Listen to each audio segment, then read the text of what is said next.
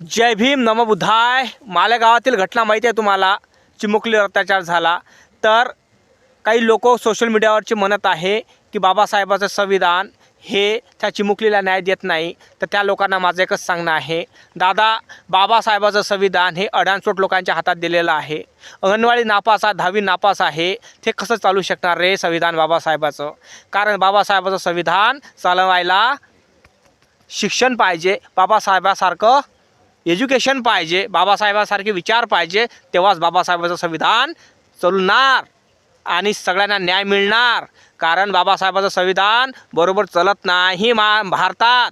कारण हे जे लोक आहे गद्दीवर बसवले, आपण हे जे लोक गद्दीवर बसवलेलं आहे ना, हे सगळं भ्रष्टाचार करत आहे.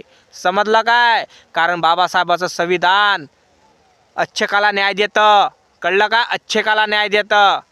कारण बाबासाहेबाचा कायदा वाजे जगात डंका. सगळ्या जगात ज्या देशात असं संविधान नाही आहे, तसं भारताचं संविधान बाबासाहेबांनी लिखित केलेलं आहे सगळ्यांना न्याय देण्यासाठी. समजलं का दादा?